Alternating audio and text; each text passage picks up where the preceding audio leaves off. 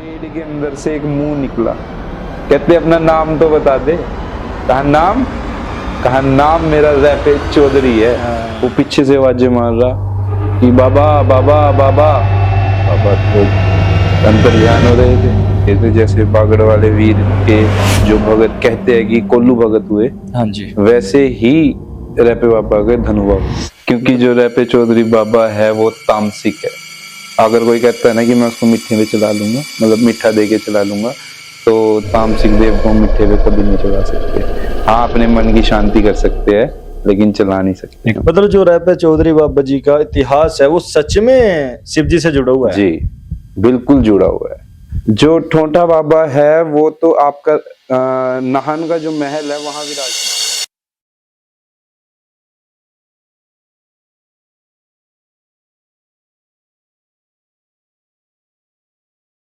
जय श्री गोगा जी। तो आप सबका स्वागत है आपके अपने YouTube चैनल दीपू HR01। आज मेरा लाइफ का पहला पॉडकास्ट था और ये पॉडकास्ट बहुत खास रहने वाला, क्योंकि आज हमारे बीच विराजमान अंकित भगत जी।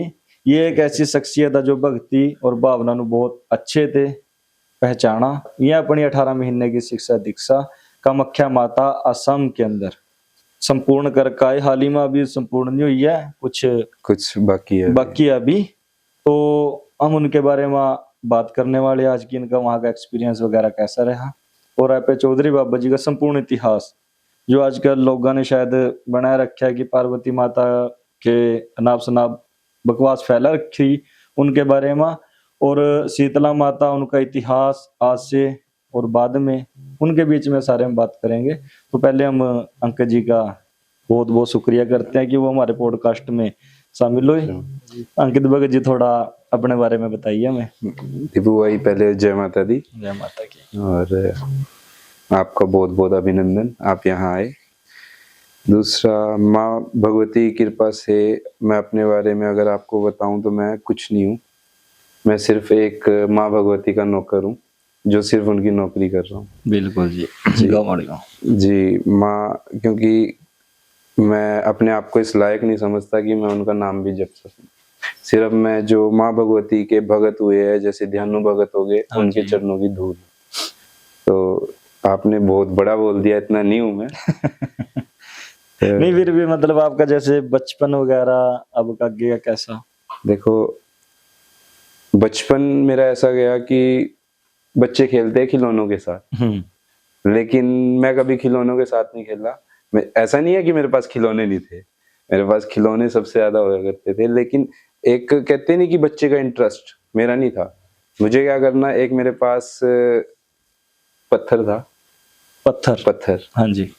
और क्या करना, मेरे को बैठ जाना, अपनी दादी माँ को कहना कि दिया जला दो, उनसे हल्दी वगैरह लगा लेना, पूरा दिन उनके आगे बैठे रहना। उन्होंने सिर्फ एक ही बात बोलना, ये मेरे शंकर है। अच्छा, मतलब आप शंकर के नाम से उस पत्थर को पूछते थे आप? जी, मतलब बचपन से मतलब आपका बचपन ही आध्यात्मिक रहा शुरू जी से? मैं शुरू से फिर अपनी मतलब की जो मेरी कुल देवी है उनको और शंकर जी को ही पूछता आया हूँ। जैसे जैसे बड़ा हुआ मुझे गुरुओं का आशीर्वाद मिला, सदगुरुओं का आशीर्वाद मिला, तो मैं थोड़ा सा और इस लाइन में आगे चला गया। मतलब फिर इस लाइन आध्यात्मिक मतलब भक्ति, क्योंकि जो शिव जी की आराधना है वो अलग है जी। जो आप जहारवीर बाबा जी, कामाख्या माता, जो इस लाइन में आप पढ़े हो, मतलब ऐसे कैसे हो गया कि शिव जी से सीधा मतलब इस लाइन में भक्ति में कुछ ऐसा इंसिडेंट वगैरह कुछ हुआ? एक छोटी सी बात है, जो महादेव है वो देवों के देव है, और शक्ति के बिना शिव कुछ नहीं है और शिव के बिना शक्ति कुछ नहीं है। हाँ जी, बिल्कुल। तो जो मेरा चलना हुआ था वो देवियों के बीच में हुआ था, लेकिन कहीं पे महादेव ने मेरे लिए कुछ और ही रचा हुआ था, जहाँ पे उन्होंने मुझे अपने एक रूप से मिलवाया जिसकी मैं साधना की और मेरे को उनका आशीर्वाद मिला, जिसे हम रैपे चौधरी कहते हैं। रैपा चौधरी बाबा जी, उनका रैपा चौधरी बाबा जी का इतिहास सुन रहे आजकल हम, काफी गाने वाले और भगत बता रहे हैं उनके बारे में कि उन्होंने पार्वती माता शिव जी की अर्धांगिनी शिव शंकर जी की अर्धांगिनी, उनको कह रहे उनको खिलाया, उनके सिर चढ़े, बोले उनसे माफी मंगवाई, वो कांपते रह गए, शिव जी ने डमरू बजाया, त्रिशूल काट दिया, यहाँ वो कर दिया, ऐसा कुछ है आपकी हाँ, मतलब? ये तो बिल्कुल सच बात है, ऐसा हुआ है, हुआ है अच्छा, सपनों में। अच्छा सपनों में हुआ है सपनों ऐसा? में। ये सपनों में किन के अब हुआ मेरे है? को एक बात बताओ, माँ आदि शक्ति जिसने संसार को बनाया, जिसके गर्भगृह से पृथ्वी ने जन्म लिया, उसको कौन खिला सकता है? और ये भगत वगैरह बोल रहे हैं इस बारे में? नहीं नहीं नहीं, पहली बात तो मैं आपको ये बताऊंगा कि रैपे बाबा जी का पूरा इतिहास किसी को नहीं पता, क्योंकि आजकल क्या कर दिया लोगों ने, रैपे बाबा और ठोठे बाबा दोनों एक कर दिए। रैपा बाबा और ठोठा, और ठोठा बाबा जी, ये है बल्कि दोनों अलग अलग चीज। स्थान कहाँ है इनका, मतलब रैपा बाबा ठोठा बाबा का? जो ठोठा बाबा है वो तो आपका नाहन का जो महल है वहां विराजमान है, नाहन मतलब? क्योंकि वही है इनका इतिहास थोड़ा, अगर मैं आपको बताऊं तो जो ठोठा बाबा है, ठोठा बाबा कुछ अलग चीज है, रैपा बाबा कुछ अलग चीज है। बताओ मतलब रैपा चौधरी बाबा जी कौन है? चलो पहले ना थोड़ा चौधरी को छोड़ के मतलब रैपा चौधरी बाबा जी के बारे में जानना चाहते हैं हम। देखो हम क्यों, हर ऑडियंस, हर उनको मानने वाले, हर उनके पुजारी, क्योंकि आप शुरू से पैदल भी गए हो, जी, मतलब कि रैपा चौधरी बाबा जी के दर पे आप पैदल भी गए हो, और लगाव अलग ही है आपको रैपा चौधरी बाबा जी के साथ। उनका इतिहास क्या, उनका जन्म वगैरह कैसे हुआ, कैसे उन्होंने नाहन में अपना स्थान लिया, देखो और जो कैसे घर घर पूजने लगे?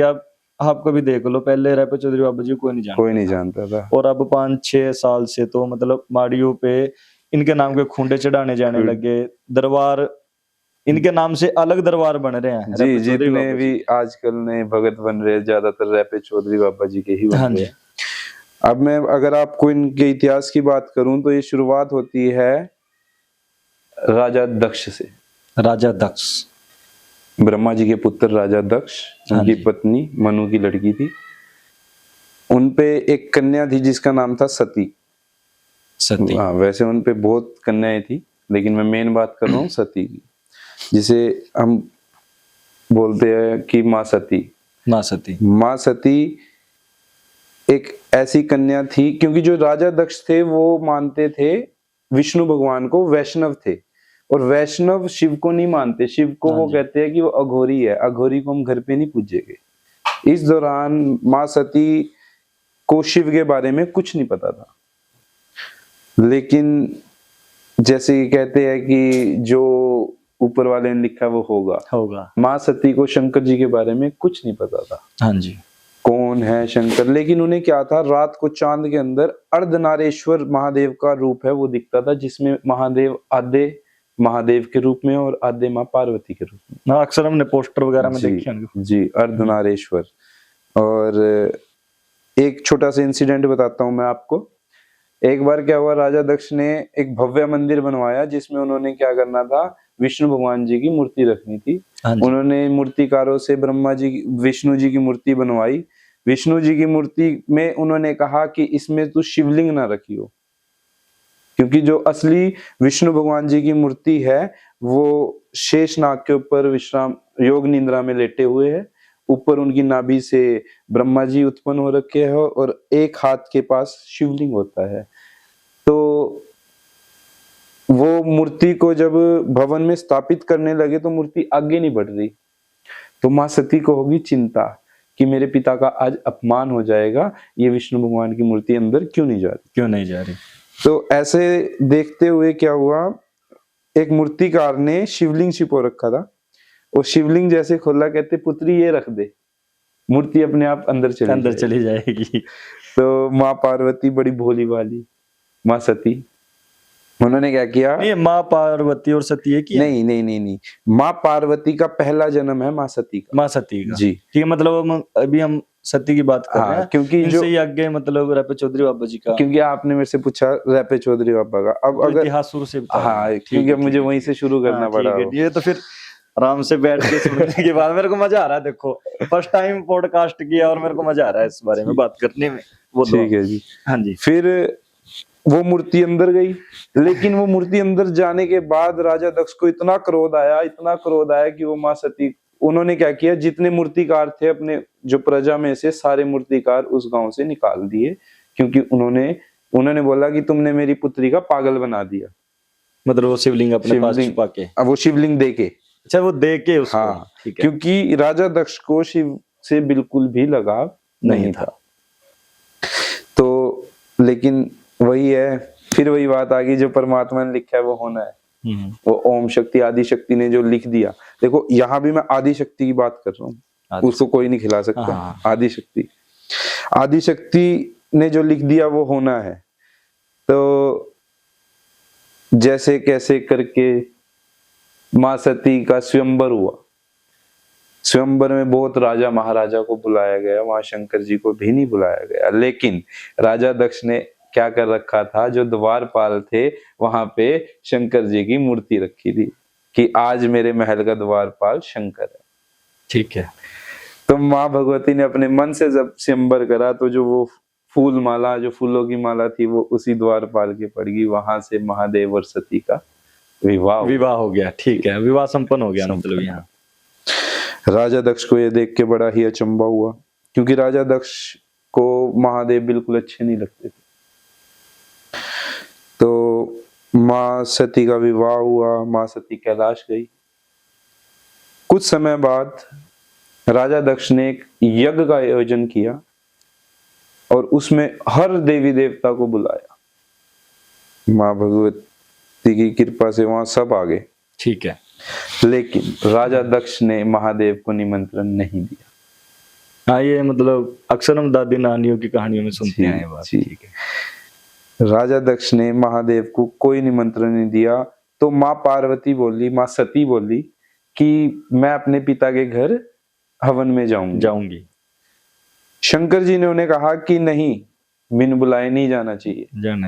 कहते माँ सती बोली कोई बात नहीं, मेरे पिता भूल गए होंगे। हाँ, भूल गए होंगे कि उन्होंने मेरे को नहीं बुलाया। जी। तो वो कहते नहीं कि आज के समय में भी ये बात है कि अगर किसी के पतिदेव रोकते हैं तो रुक जाना चाहिए कहीं जाने से, बिन बुलाए जाने से, ठीक है। तो लेकिन उस दिन माँ सती रुकी नहीं, क्योंकि महादेव त्रिकालदर्शियों ने पता था अगला चरण क्या होगा। बिल्कुल। तो वहां जैसे ही माँ सती गई, तो वहां उन्हें महादेव ने क्या किया, अपने गण भेज दिए साथ में, नंदी को और अपने जो भी गण है। तो गण कहते कि हम बाहर रहेंगे, आप अंदर जाओ, हम जहां हमारे देव का मतलब अपमान हो रहा है वहां पैर नहीं रखेंगे। जी। तो माँ सती अंदर गई, अंदर तो देखा माँ सती का भी अपमान कर दिया। बिल्कुल, माँ सती का अपमान हुआ। अब माँ सती बोली कि मेरे पास तो अब कुछ रहा ही नहीं, ना मैं अपने पति के घर जा सकती और ना मैं अपने पिता के घर। क्यों? क्योंकि मैं अपने पति की आज्ञा के बिना यहाँ आई हूँ और पिता का तो कुछ रहा ही नहीं। तो माँ सती ने वहां उसी हवन कुंड के अंदर आत्मदाह कर दिया। शिव जी मतलब आहुति डाल दी थी उन्होंने खुद का नाम लेके ऐसे? जी, अपना आप आत्मदाह मतलब अपने आप को हवन कुंड में डाल दिया। ठीक है। उसके बाद जैसे ये महादेव को पता चला, महादेव को इतना क्रोध आया, इतना क्रोध आया, उन्होंने क्या किया, अपनी जटा धरती पे डाली। तो उस जटा से दो शक्तियां उत्पन्न हुई, जिसका नाम है वीरभद्र और भद्रकाली। भद्रकाली, हाँ जी बिल्कुल, ये नाम याद रखना, वीरभद्र और भद्रकाली। जी, मतलब जैसे हम काली पूजते हैं और भद्रकाली अलग है भी। देखो माँ काली के 10 रूप है। ठीक है, हम बाद में ही आएंगे, ये चलने दो अभी, ये चलने दो अभी। तो हाँ, वहां से उस हवन की रक्षा करने का जो जिम्मा था वो लिया था विष्णु भगवान ने। अच्छा, कि मैं इस यज्ञ की रक्षा करूंगा।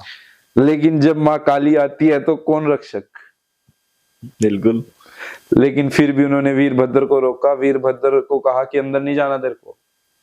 वीरभद्र महादेव का क्रोधित रूप है और इतना क्रोधित है कि पूछो मत। अगर वीरभद्र की साधना कोई कर ले तो वो आंख से बंदे को बीच से फाड़ देगा। तो वहां पे क्या हुआ, माँ काली ने विष्णु भगवान जी को बांध दिया। विष्णु भगवान जी को बांधने के बाद वीरभद्र ने राजा दक्ष का शीश धड़ से अलग कर दिया। फिर इसके बाद आप सबको पता है कि माँ सती का जो शरीर है महादेव कई हाथों में हाँ, उठा के घूमते उठा के रहे। कई समय तक पृथ्वी पे घूमते रहे। ये फिर उनका कार्य है, जैसे कि ब्रह्मा जी को अलग कार्य दे रखा है, विष्णु जी को अलग अलग और कार्य। शंकर जी को हाँ जी। अलग। ब्रह्मा जी का काम है कि हमें उत्पन्न करना, विष्णु जी का काम है हमें पालन करना, चलाना मतलब। चलाना, और शंकर जी का काम सबसे प्यारा, संहार करना। अरे अच्छा, प्यारा बोल रहे हो आप इसका। वैसे सच्चाई है, ये सच्चाई है, सच है मृत्यु, बिल्कुल। झूठ है जीवन। लोग वो तो डरते हैं, एक छोटी सी बात, हम जी मृत्यु के लिए रहे हैं। बात बहुत गहरी है। हम जी मृत्यु के लिए रहे हैं। जी हाँ जी, देख लो, यही बात है, वहीं तक दौड़ रहे सारे, है कोई उससे आगे जाने वाला? कोई भी नहीं। तो लेकिन अब कहते हैं कि चलो उत्पन्न भी हो रहे हैं, पालन भी हो रहा है, लेकिन धरती से संहार कौन कर रहा है? कोई भी नहीं, क्योंकि महादेव को से मोह हो गया था शरीर से। हाँ ठीक है, बिल्कुल। वो घूम रहे थे, तो विष्णु भगवान जी वे देखा नहीं गया, उन्होंने क्या किया, अपना सुदर्शन चक्कर निकाला और माँ सती के 51 भाग हुए थे, जहां आज 51 शक्तिपीठ बन रखे हैं। जैसे कि कलकत्ता में अगर आप देखो दक्षिणेश्वर काली, वहां माँ भगवती की ये उंगली गिरी थी, कनिष्ठ का उंगली, कनिष्ठ उंगली। ज्वाला जी में माँ भगवती की जीभ गिरी थी, जीभ, हाँ, मतलब जहाँ अखंड ज्योत अब भी चलती है। जी। ऐसे ही नैना देवी में माँ भगवती के नैन, नेत्र, ठीक है। चिंतापुर्णी में माँ भगवती के चरण, और हिंगलाज में माँ भगवती का मस्तक गिरा। हिंगलाज हमारी जो शक्तिपीठ है पाकिस्तान में, हिंगलाज जी। तो वहां से क्या हुआ, फिर माँ पार्वती ने, माँ सती ने, माँ आदि शक्ति थी क्योंकि माँ सती ने जन्म लिया राजा हिमालय के घर, राजा हिमालय के घर, मतलब दूसरा जन्म। मतलब जो रैपे चौधरी बाबा जी का इतिहास है वो सच में शिव जी से जुड़ा हुआ है। जी बिल्कुल जुड़ा हुआ है। लास्ट में आपको ये पता चलेगा ना, ऐसे हो तो नहीं जाएगा सच में कि जैसे माता को उन्होंने खिलाया कुछ, हो भी सकता है कंट्रोवर्शियल हो जाएगा क्योंकि बहुत चलने लगे। कोई बात नहीं, अब वो जो इतिहास है वो तो इतिहास है, उसको कोई बदल नहीं सकता। अगर उसमें माँ पार्वती खेली है तो हाँ मैं बोलूंगा खेली, अगर नहीं खेली तो मैं नहीं बोलूंगा। नहीं मतलब ये लिखित में है या दंत कथा है? ये लिखित में मिलेगी आपको, ये लिखित में है जो मैं बता रहा हूँ, ये लिखित में मिलेगी। और ये आपको मिलेगी, मतलब सबसे पुरानी लैंग्वेज बोली गई है संस्कृत और तमिल, अपने उसमें धर्म सबसे पुरानी, वर्ल्ड की सबसे पुरानी लैंग्वेज है संस्कृत और तमिल, वर्ल्ड की। फिर माँ भगवती ने जन्म लिया राजा हिमालय के घर। हाँ जी। तो लेकिन यहाँ उनका नाम मतलब पार्वती, यहाँ उनका नाम पार्वती हो गया। हाँ जी। लेकिन इस जन्म में उन्हें महादेव के बारे में सब पता है कि कौन है महादेव। इस बार उनके घर में पूजा भी होती है महादेव की, राजा हिमालय जी के घर। जी। फिर भी माँ भगवती को तपस्या करनी पड़ी कई सालों तक महादेव को पाने के लिए। और आपने कई किस्से सुने होंगे महादेव के विवाह के, वो सारे किस्से इसी विवाह के हैं जब माँ पार्वती ने जन्म लिया राजा हिमालय के घर। मतलब जितने भी, जैसे कि माँ पार्वती की जो माता जी थे वो महादेव को देख के डर गए, ये सारे किस्से इसी विवाह के हैं। वो पार्वती माता। ये बड़ी लंबी हो जाएगी अगर मैं इसका वर्णन करूंगा कटिंग करते हुए। मतलब रैपे चौधरी बाबा जी के इतिहास देखो, शिव जी के इतिहास का तुम मैक्सिमम सबको पता है। यहाँ से अब मैं आपको बताऊंगा रैपे बाबा जी के बारे में। हाँ जी। माँ पार्वती और शंकर जी भगवान कैलाश पर्वत पर पहुंचे। कैलाश पर्वत पर पहुंचने के बाद सब गणों ने खुशी मनाई। उसके बाद क्या हुआ, मैंने पिछली बार कहा था ना, एक नाम याद रखना, वीरभद्र महादेव के पास आए। उन्होंने कहा कि हे महादेव, अब आपका विवाह हो चुका है, मुझे भी ऐसा कोई कर्म दीजिए जिससे मैं यहाँ रह पाऊं। मैं क्या करूं? हाँ, मेरे को तो समाप्ति के लिए रखा गया। हाँ। अब मैं क्या करूं? तो महादेव ने कहा कि सब्र कर। उन्होंने सब्र किया। जो वीरभद्र थे उनका अवतार हुआ इस धरती पर।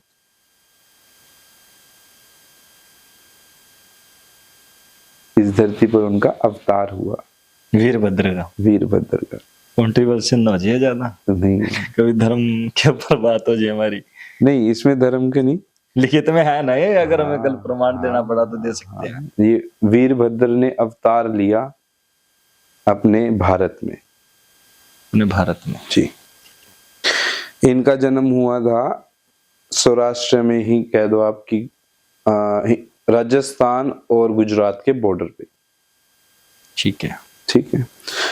और इनका जो जन्म था, एक जैसे कि वो नहीं होता एक कस्बा, एक मोहल्ला, हाँ जी, वो हुआ था रवारी मोहल्ले में। रेवाड़ी, रवारी, रवारी, रवारी, ठीक है। रवारियों में इन्होंने जन्म लिया, क्योंकि महादेव ने इन्हें बोला था कि हाँ तेरे को भेजूंगा नीचे। ठीक है जी। रेवारी जन्म के रिवारियों में इन्होंने जन्म लिया, और जो इन्होंने लोगों का भला करना शुरू कर दिया। कोई भी आता उसके ऊपर हाथ रख देना, चलो जी, कोई भी। नाम वहां रहा पर चौधरी था इनका? नहीं, अभी मैंने ऐसा तो कुछ बात फिर मतलब अच्छा, ठीक है। बताऊंगा ना, खुद अपने मुंह से नाम बताएंगे तब बताऊंगा ना, ऐसे क्या मैं कुछ भी कह दूं जब तक खुद अपने मुंह से नहीं बताएंगे। मैंने तो सिर्फ ये कहा कि वीरभद्र ने अवतार लिया। नहीं, कुछ तो नाम होगा उस टाइम उनका, वहां किनके घर जन्म लिया, कुछ माता पिता? नहीं, देखो इनके माता पिता का वर्णन में नहीं है कि मैं अपने आप से नाम बोल दूं, ऐसा नहीं करूंगा। तो बस इनका वर्णन है कि रवारी एक कम्युनिटी है, उनके घर जन्म लिया। ठीक है। वहां ये पले बड़े, लेकिन इनका जन्म भी एक अलग ही तरीके से हुआ है कि इन्होंने कोख से जन्म नहीं लिया। अच्छा, इन्होंने भी कोख से जन्म नहीं लिया, क्योंकि इतनी शक्ति, क्योंकि वीरभद्र कोई छोटी मोटी चीज नहीं है। हाँ जी, इतने बलवान है कि वो शिव की जटा, अब कह देते हैं कि वीरभद्र महादेव के क्रोधित रूप है। हाँ बिल्कुल। तो उन्होंने किसी, जैसे गोगा जहारवीर ने कोख से जन्म नहीं लिया, वैसे ही इन्होंने कोख से जन्म नहीं लिया। मतलब उद्देश्य यही था इनका कि इस दुनिया करें, हाँ, जग का भला करने के लिए इन्होंने जन्म लिया था। क्योंकि कहते हैं कि इस जग में से दुख दूर करने आए थे रैपा चौधरी बाबा जी। मैंने तो सिर्फ एक वीरभद्र का अवतार। एक खिजड़ी गांव के अंदर एक बंदा था जिसको रैपे बाबा जी ने सबसे पहले दर्शन दिए थे। खिजड़ी ये कहाँ है? मतलब ये गुजरात में पड़ता है। ये गुजरात में खिजड़ी। और जो एक धनवा नाम का बंदा था, धनवा, ठीक है। धनवा नाम का बंदा था, वो क्या करता, वो एक खिचड़ का पेड़ था, उसके नीचे कभी जल दे देता, कभी उसके नीचे दिया जला देता। तो उस खिचड़ के पेड़ के अंदर उसने क्या करना, वहां जाके जल दे दिया, तो जो उस पेड़ के अंदर एक चीज वास कर रही थी, वो उससे प्रसन्न हो गए। अब आपके दिमाग में प्रश्न आया होगा कि क्या थी उस पेड़ में? बिल्कुल आया ना। मैंने कहा था कि अवतार लिया वीरभद्र ने, बिल्कुल। वो चीज उस पेड़ के अंदर वास कर रही थी। सस्पेंस बना रखा है पूरा। तो वही ना, देखो अच्छी तरह इतिहास बताना बिल्कुल पड़ेगा। मजा आ रहा है सुनने में। वो चीज उसके अंदर वास कर रही थी, तो उसको क्या हुआ, एक दिन धनुआ अपने खेतों में, गन्ने के खेत में बैठा, वहां बैठ के वो क्या करता, वही बस उस पेड़ के बारे में सोच रहा वो कि यार वहां क्या हो सकता है कि जब से मैं उसकी पूजा करने लगा हूं मेरा तो काम आसमान को लग रहा है। इतने में क्या होता है, एक बंदा आता है, एक हाथ में उसकी लाठी है और बिल्कुल सफेद वस्त्र, और वो उसको आके कहता है कि सिगरेट पिला। अच्छा। आगे से धनुआ कहता है, बाबा जी, वो मुसाफिर, मैं गरीब बंदा, मेरे पे कहाँ सिगरेट, मेरे पे तो बीड़ी है। कहा बीड़ी है, बीड़ी पिला दे। तो उन्होंने उसको वो बीड़ी पिलाई। ऐसे ही कुछ समय चलते रहा, वो डेली मिलने लग गया उन्हें। डेली मिलता रहा, बीच में आ गया आषाढ़ पक्ष के नवरात्रे। आषाढ़ पक्ष के नवरात्रे, जी, जिनको हम गुप्त नवरात्रे बोलते हाँ हैं। जी। तो उन्होंने कहा कि अब नहीं मिलूंगा मैं तेरे को। कहते क्यों? कहते नवरात्रों के बाद मिलूंगा। 9 दिन तक वो आए नहीं। तो 9 दिन तक जब वो आए नहीं, उसको टेंशन होने लगी कि यार वो इतना सुंदर बंदा जिसको देख के मेरी रूह अंदर से खुश होती है, मोहित हो गया, मतलब मोहित हो गया उनको देख के। इतनी ऊर्जा है कौन वो? अब हमें कोई बंदा मिल जाए, हम कहीं जैसे प्रोग्राम में या कहीं भी हवन में कहीं बैठे हैं, हाँ जी, और कई बंदे हमें ऐसे होते हैं कि उनको देख के हम उनकी तरफ आकर्षित हो जाते हैं। अट्रैक्टिव, हाँ, वो होता है उनकी ऐसा। शक्ति है। बिल्कुल। ऐसे ही अब उस बंदे को देख के धनुआ आकर्षित हो रहा था। चलो कोई बात नहीं, आकर्षित हुआ तो नवमी का दिन आ गया। वो उस पेड़ के नीचे खड़े हो गया, कह रहा कहाँ है, आजा आजा, कहाँ है? तो कहते हैं वो परमात्मा जब खुश होता है तो वो दर्शन देता है। उसी पेड़ के अंदर से एक मुंह निकला। कहते अपना नाम तो बता दे। कहा नाम? कहा नाम मेरा रैपे चौधरी है। ठीक है, ये है रैपे चौधरी। और अगर हम गुजरात में जाए तो गुजरात में इन्हें मामा देव भी कहते हैं। मामा देव जी।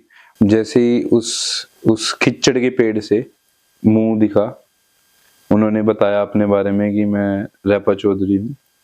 तो एक जैसे कि 2 सूरजों का प्रकाश, इतना प्रकाश उसमें हो गया, सूरज से भी ज्यादा एक प्रकाश उस पेड़ के अंदर, मतलब उस पेड़ के चारों तरफ। और वो जो मुंह आ रहा था वो उस रोशनी के अंदर समा गया। वो पीछे से आवाजें मार रहा कि बाबा बाबा बाबा। बाबा तो अंतर ध्यान हो रहे थे। कहता बाबा आप जा तो रहे हो, मुझे कुछ बता के तो जाओ, कौन हो आप, क्या करना है और कहां से आए हो? तो उन्होंने कहा, वही रूप दिखाया उन्होंने। आपने बाबा की वो फोटो देखी होगी, एक हुक्का पी रहे हैं, पीछे एक पेड़ है, उसमें मुंह है, हाँ, वाइट ड्रेस में। ठीक है, वो रैपे बाबा के सबसे प्रथम दर्शन थे जो धनुआ को दिए थे। जो मतलब धनुआ को इस सृष्टि में मतलब कि सबसे पहले दर्शन धनुआ को दिए थे। जैसे बागड़ वाले वीर के जो भगत कहते हैं कि कोल्लू भगत हुए, हाँ जी, वैसे ही रैपे बाबा का धनुआ हुआ। मतलब ये ना एक हमारे हरियाणा में, मतलब अंबाला के अंदर कोल्लू जाट जी हुए, उन्होंने इनके पीछे काफी स्टडी किया है। मतलब राजस्थान, यूपी वगैरह, मतलब भगत सब जुड़े हैं। अगर हमें कभी समय मिला तो मैं बताऊंगा, बट हमारे जैसे ना लेंथ बहुत ज्यादा हो गया इस पॉडकास्ट के, तो मतलब रैपे चौधरी बाबा जो इतिहास है ना, इसी पे चलने दो अभी, क्योंकि हमने सवाल जवाब तो बहुत कुछ सोच के आए थे कि हम आपसे करेंगे और आप उसका आंसर हमें दोगे, बट लेंथ बहुत ज्यादा हो गया। ऑडियंस पोल भी हमें लेनी पड़ेगी साथ साथ में कि उनको कौन सा पार्ट अच्छा लग रहा है, और इसकी लेंथ हम और ज्यादा बढ़ाए या घटाए। तो मतलब कि जैसे उनका भोग प्रसाद क्या रहता है रैपे चौधरी बाबा जी, उन्होंने कुछ तो बताया होगा अपना। जी, रैपे चौधरी बाबा जी के कई प्रसाद है। आपको अभी मैंने बताया था कि जो रैपा चौधरी और शंकर जी के अवतार है, तो शंकर जी का प्रसाद, तो शंकर जी के नहीं, शंकर जी के जो अवतार, शंकर जी के एक जटा अवतार से निकले, जी, वीरभद्र के अवतार, वीरभद्र के अवतार हैं। ठीक है, तो वो तामसिक देवता है। तो उनके हम उन पे रैपे चौधरी बाबा जी के नशेली चीजें जैसे कि अफीम, और जैसे कि भांग और इत्र, और उन्हें सबसे पसंदीदार फूल है गुलाब जी। और प्रसाद में और जैसे कि हम उन्हें पेड़े, दूध से बनी सारी मिठाई उन्हें पसंद है। ठीक है, ये कोई नहीं है कि उनके पेड़े ही चढ़ेंगे ऐसा। और जैसे सिगरेट वगैरह दारू चढ़ाते हैं लोग, हाँ, तो सिगरेट बाबा जी को बहुत पसंद है, सबसे ज्यादा पसंद है सिगरेट। ठीक है। और दूसरा, और इनका प्रसाद है, हर प्रसाद के साथ इन्हें जरूर जो जरूरी चाहिए, एक पान, वो भी तम्बाकू वाला। लेकिन मतलब कि हम शरीफी दावे में मीठा चढ़ा देते हैं, लेकिन इनका कड़वा पान होता है। ठीक है जी। मतलब कि मेरे ख्याल से वीडियो की लेंथ काफी ज्यादा होगी, क्योंकि जब हमने पॉडकास्ट स्टार्ट किया तो उसमें पार्वती माता का जिक्र था कि वो उनको खिलाया नहीं खिलाया। ठीक है, और छोटे चौधरी जी का भी हमने जिक्र किया था जी। तो अगर हमें और छोटे चौधरी जी के बारे में बताना पड़े। और अभी तो मतलब कि गुजरात में पूछ रहे हैं, जी, अभी जी। तो नहान भी आएंगे, नाहन भी आए। नहान से पहले भी आ सकते हैं कहीं, या नहान के बाद भी उनकी पूछ होगी। तो मैं नहीं कह सकता कि एक ही पॉडकास्ट में शायद रवि चौधरी बाबू जी का इतिहास कवर हो जाए, तो हम यहाँ इसको रोक दें। जी। जो मतलब कि नेक्स्ट पार्ट आएगा, हम ऑडियंस से इस बात का आगे कमेंट में अगर ऑडियंस हमें बताए कि इसका आगे, इनका आगे और पार्ट लेके आए, एक ही पार्ट में इनको मिलाएं, क्योंकि हमारे सवाल कुछ बहुत ज्यादा थे।